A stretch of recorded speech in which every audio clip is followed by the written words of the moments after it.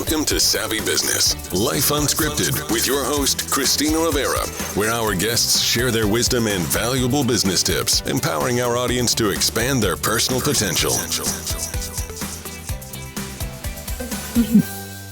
Hi, Kathryn and Michael Redman. Welcome so much to Savvy Broadcasting Life Unscripted for our Life After COVID series. We're so grateful to have you here this evening. You're going to talk not only about your new book, Fulfill, the Passion and Provision Strategy for Building a Business with Profit and Purpose and Legacy. Never more needed. You have some great wisdom to share with the audience, especially during these challenging times, hopefully past COVID. But welcome to the show. Thank you very much. Appreciate being here. Yeah, we're happy to be here. I'm happy to have you both here too. But, before we go swimming in your new book, share with the audience a little bit about your background and what brought you to where you are right now. Go get them. Kathryn and I are a husband and wife team. We've been married for 18 years. No, we've been married for 27 years. I get my numbers mixed up. You did. And I'll be sleeping on the couch tonight. We've been married. You didn't say 10 years instead That's of 20. right. That's right. Well, we've been married 27 years. We've been in business together 18 years. Wow. We've known each other since elementary school, but we didn't like each other until we were in our 20s, really. Yeah, we were friends late teens, early 20s. And then we fell in love. And over time, we became pastors at one point, and then our career life changed, and we went into entrepreneurship and started our company 18 years ago to do marketing and business consulting. Yeah. And then from there, it's just grown into what we have today, and it led us towards ups and downs and curves that we talk about in the book of what took us to writing the book, and then ending up having a course and doing what we're doing now. Yeah, it's amazing. Life lessons and business lessons. A lot of the lessons you learn in business or wherever your state is, even if you're an employee, there's valuable lessons you can take and use in all parts of your life. Through all of your journey together, starting your company together, and then consulting and marketing, what do you find was the biggest lesson, if you were to say to date, has been the greatest lesson you've learned so far? Wow, that's a good question. The biggest lesson. There's so many. We're learning lessons on a regular basis. Yeah, I think probably the biggest lesson we've learned, which is kind of our mantra, is that if you are in a situation where you are living in a place of passion, but you don't have provision, i.e. there's no money. So you're doing something you love, but there's no money. That's a problem. It's also a problem if you're living in provision, you have tons and tons of money, but you're decimating your relationships and losing your life along the way and your soul. So one of our biggest lessons that we've learned through the course of the ups and downs of business is those two things, they're not, it's not either or, it needs to be both and. And we've learned how to do it and do it successfully long enough that we felt like it wasn't just a good idea. It actually works. Yeah. Yeah, it's interesting because I've heard some people make the argument, passion doesn't pay the bills, or, just stay. My mom was just like, get a job, get real, just get a job. But Suck it up, baby. Suck it up. Suck it up. Just get a job. And and I was probably in my mid 30s going, can't be the next 30 years of my life, just can't be. So how did you find that you were able to incorporate both the passion and the provision? Because the provision, I find, is the one reason a lot of people don't even leave their job. Yeah, absolutely. That's a good question. One of the things that was real important to us is really the way I grew up. We talk about in the book the stories about my father and my grandfather. And my father was one of those people who never could figure out how to chase his passions. And so he went into he went into business, and he didn't really want to be in business. He wanted to be in music. And he was a very gifted and talented musician and director and everything else, but he couldn't figure out what that looked like. And he was the first person that said to me, suck it up. You're not going to get this. You're never going to have this utopia. And he said it to me when I was in 5th grade. And it really stuck with me. And I just kind of went, that what you were describing at 30, I started hitting at 14 and 15 and 16 years old. And I had my first company somewhere around in there. Yeah, I'm a little jealous. And it didn't do much. It didn't do great, but it was nice. And then my grandfather, my mother's dad, was actually a bus driver his entire life for Greyhound. Mhm. And he was a man who he loved to drive and he loved people. And he retired at 62 after 30 some years with the company, had a pension, came from the era of, I mean, he was an adult when pensions were being created, right? That was a new concept. Maybe we should go from logging that works 6 months a year to a pension for a company. Mhm. And he retired and then lived till he was 97. And he and grandma actually had a wonderful marriage for 67, 68 years, something like that. That's awesome. And what I found from him was he realized I loved my job. He didn't make as much money in the short term as my dad did in times, but my dad was miserable and pretty much self-destructed his life. My grandfather had a happy marriage. His kids liked him. His grandkids loved him and cherished him and worshiped the ground he walked on. Mhm. And he went and drove his bus and came home every day. And then always talked about, when we saw the old Greyhound bus, we talked about the bread and butter. Mhm. So I had this flicker of a candle that said it was possible, but I didn't know how, because I wasn't going to be just, times had changed. I wasn't going to find a job like that and get a pension and be able to do something. Yeah. So we started experimenting and practicing and failing in the beginning. And at one point, our company grew 400%. We had it about 6 years. Whoa.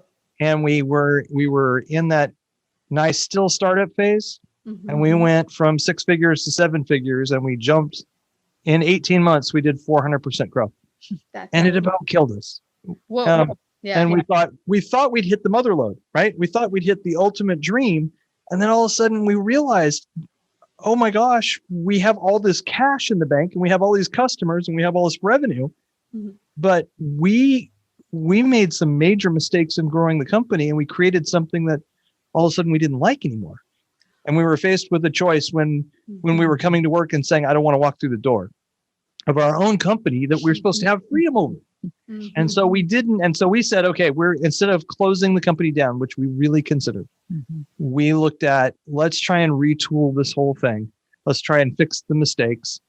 And the company, because it grew past our leadership, went from 400% to 200%. Uh-huh. Yeah. And so we lost half of our business because of our inability to lead at that level. Mm. And so we Got it. started retooling and learning from mentors and everything else. And out of that came 3 core lessons for us that went into the book. Wow. That's tremendous. And I got so much from you, Michael. What's interesting, and this is something we can talk to if you're interested, Kathryn and Michael, is that so many people feel that in order to make your way and to be successful, whatever that is, because it's different for everyone, it isn't just having money in the bank. What I love about your story is that, was it your uncle or who? My grandpa? Yeah, my grandpa. Who drove the bus.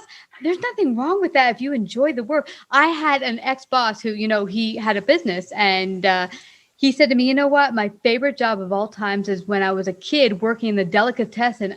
That is my dream job. I just love talking to people, serving them bacon and, sandwiches and whatever. Yeah. And he just never did it because, you make more money in business. But it's interesting how we take ourselves into places where we think we should be because that's where you'll be successful or make money. And it's not necessarily where you'll be happy.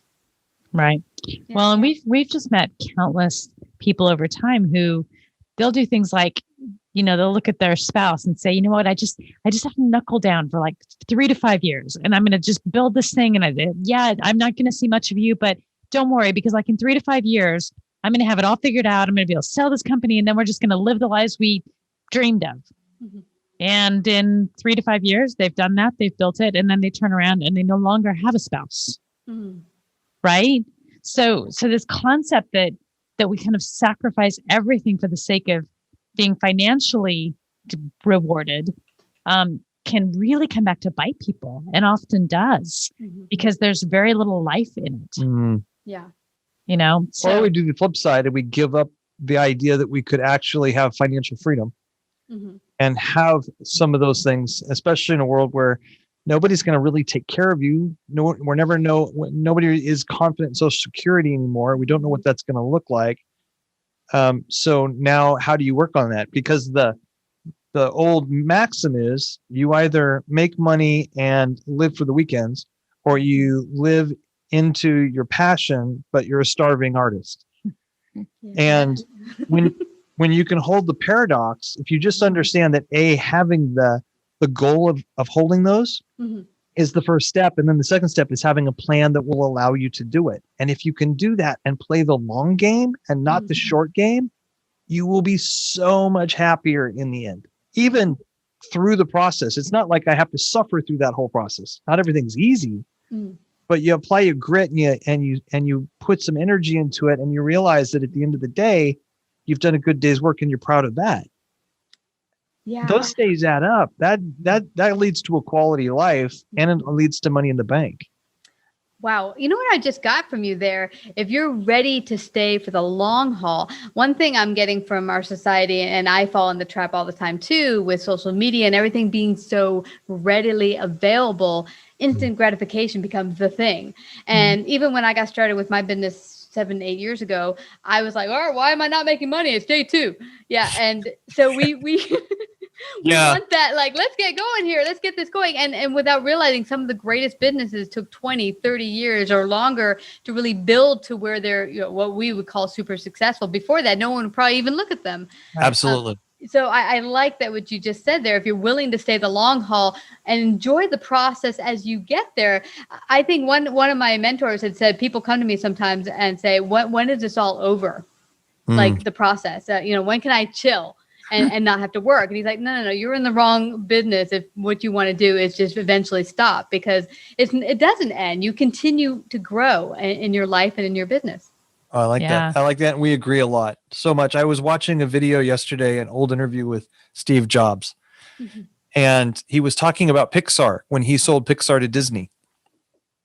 And the interview was going on, and even he realized, he said, most people that look like these instant successes, and he himself looking like an instant success, although he was at a different scale than most of us, he said, it's true, even from his perspective, the things that look like an instant success and are awesome, you won't believe how long it took for them, how much work it took for them to become instant.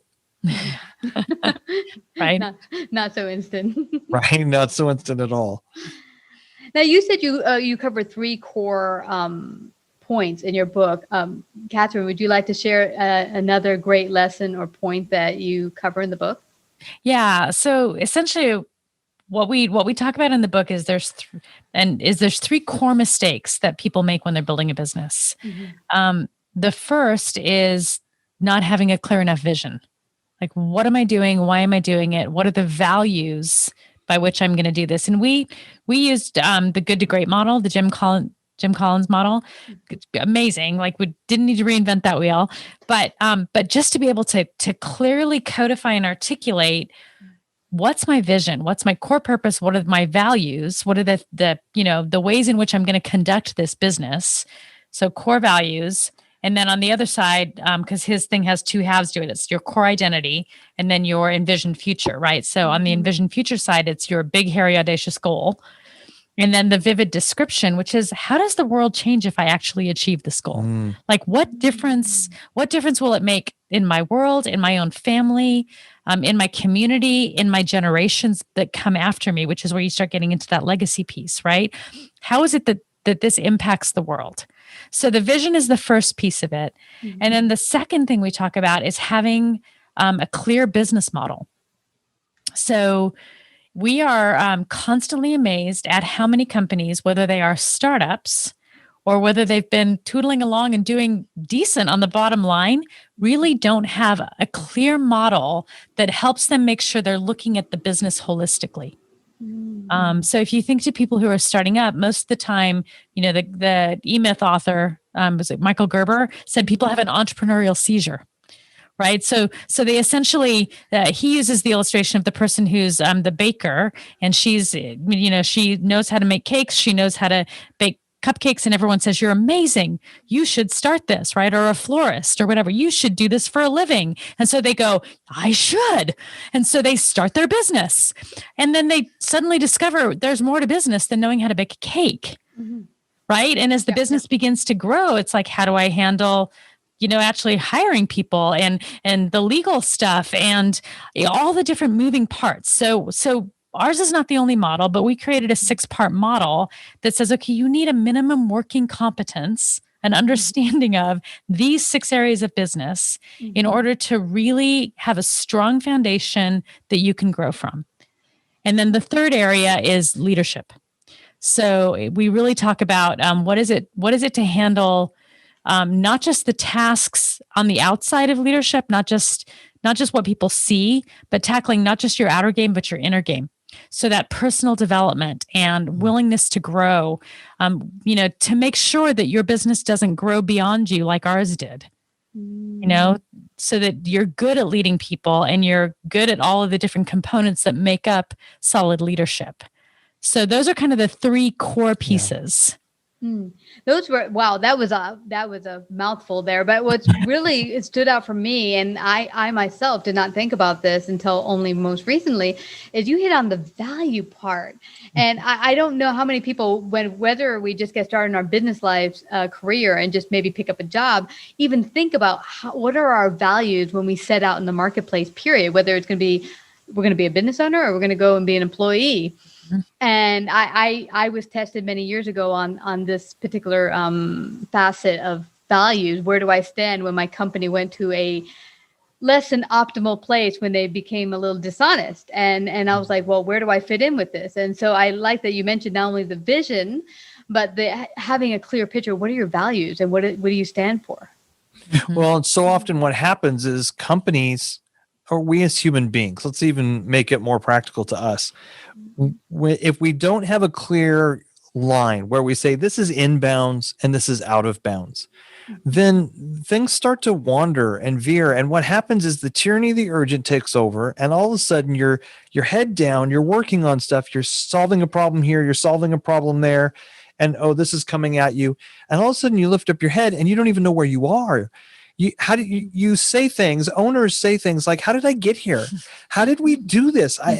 What happened? I didn't intend to be here. I didn't intend to have this mess. I didn't intend to have these customers that are driving me insane.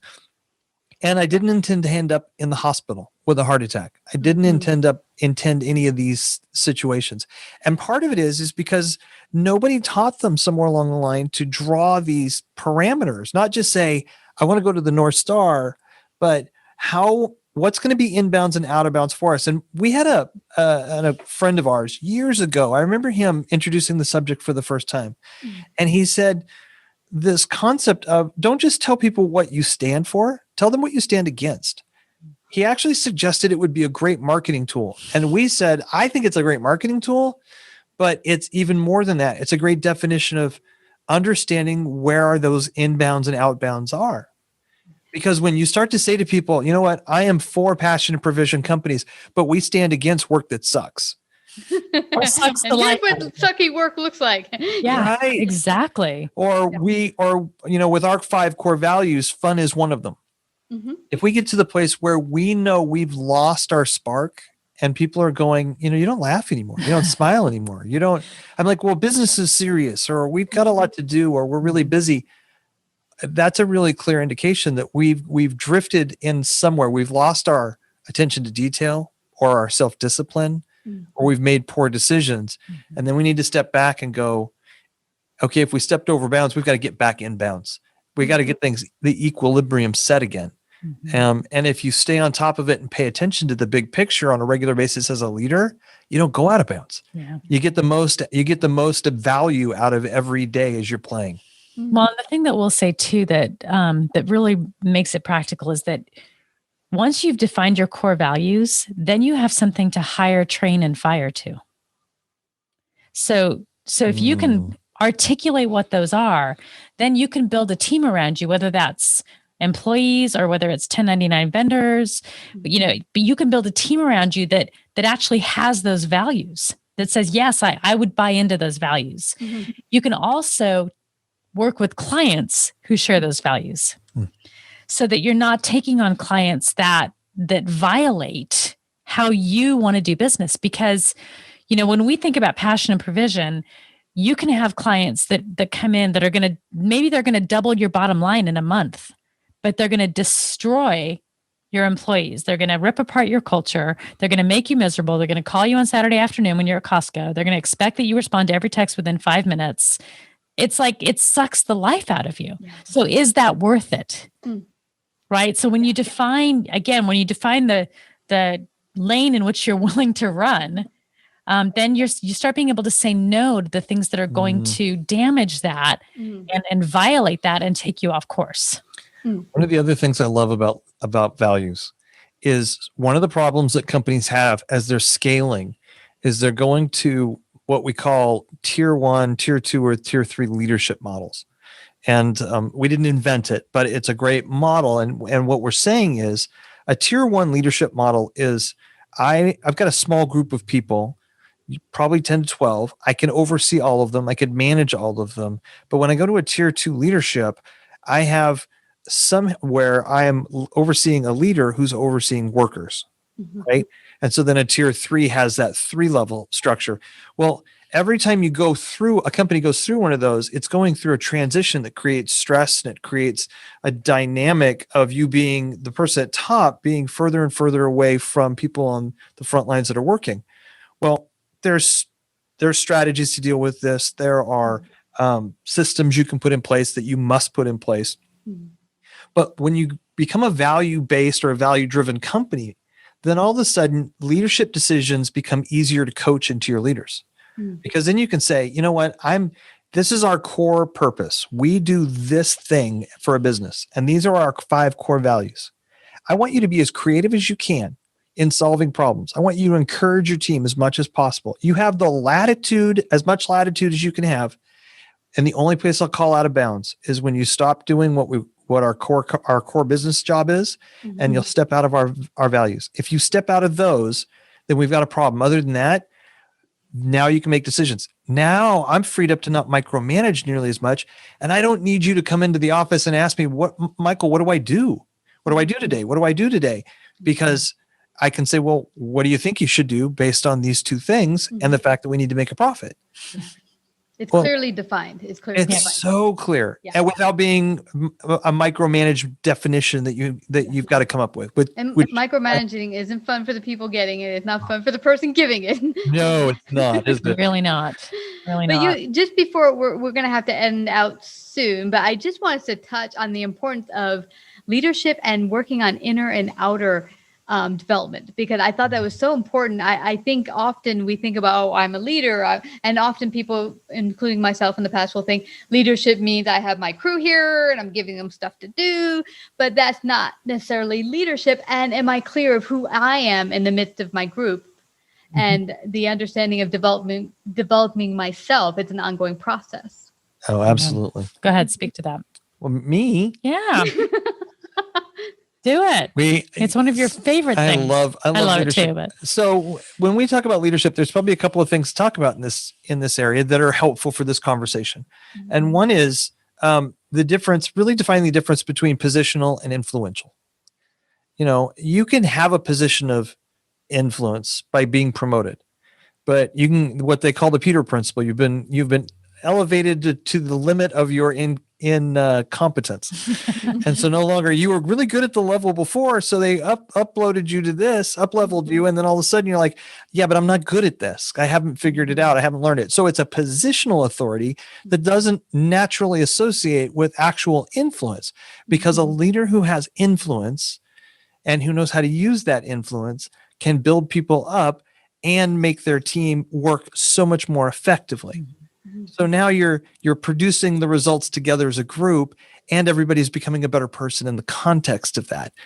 And so to do that, you really have to think about what's the difference between an inner game of leadership and the outer game. And the inner game is your own personal development, while the outer game are the actual tasks and relationships that people see on the outside. And it's like an iceberg we talk about. The outer game is really 10% of the whole process of leadership. The 90% underneath the water, that's the inner game. That's the mindset. That's the, when I ask a question like, to not to the leader, but to the people they're leading, is their leadership a function of vision and purpose driven and love and care for their people? Or do you think theirs is out of fear and they behave in a sense of controlling or avoidance, or maybe just making everybody happy? We have 3 sections of leaders out there who, in their dysfunction, and it's really like they just haven't grown enough. And what their leadership is, it's a liability. And so in the midst of, they keep running into these places where they may say to people, the one I was thinking about recently was that they make everybody happy. They don't want to upset the apple cart. They don't want to have confrontation. So they're doing everything. You and you are at war. I'm going to try and make you happy. I'm going to try and make you happy. And we're going to go with that. We're never going to really deal with the problem. Well, I don't want to deal with the problem. So now I'm operating a spirit of fear or an attitude of fear, and my leadership gets compromised. So when we go from that, that's a really critical part of it. Yeah. Any thoughts on that, Kathryn? Yeah. So I heard a statistic the other day that just was really disturbing. And it was basically only about 13% of the population are self-aware. So there's only about 13% of humans, let alone leaders, that are actually self-aware, which means there's 87% of people who just think they are, right? So that working on the inner game is growing in your self-awareness, growing in understanding why do I act the way that I do? What are my strengths? What are my weaknesses?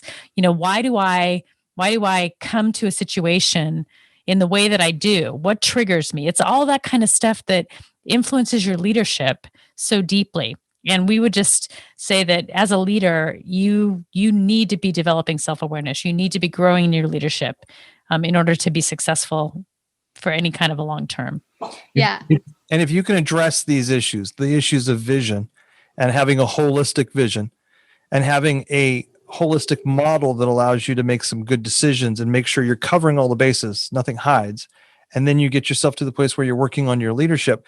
What you start to have when you combine that with a desire to have a passion for vision company, you have a roadmap, a mini MBA that will allow you to go, okay, I have a plan that can help me get there. I love this. This perfect segue for us to head on out, and for everyone to go get a copy of your book, Fulfilled. How can they do that? Yes, ma'am. Go to fulfilledthebook.com. Nice and easy. Fulfilledthebook.com. And you can get the book there. It's half off of the price of what it is over on Amazon. If they wanted to find it at Amazon, it also comes with 3 really cool bonuses that are just extra pieces that we throw in for buying the book from us and supporting. And just getting the book and getting an idea of this picture. It's a great resource, a great handbook to have on the bookshelf. No, I can see it is from our valuable wise talk this evening. You've shared so many wonderful points and strategies to get people started. If you're already in business, it doesn't matter because there's always a time you can grow. And I find the one thing that I love about business is it's not a one-stop shop.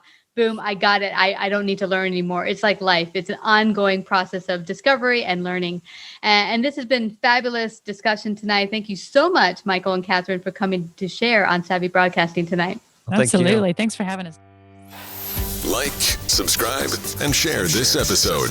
To listen to more savvy episodes and savvy biz tips, go to www.lifeunscriptedradio.com. To find out about our paid sponsorship opportunities or how to become a guest, email Christina at lifeunscriptedradio.com.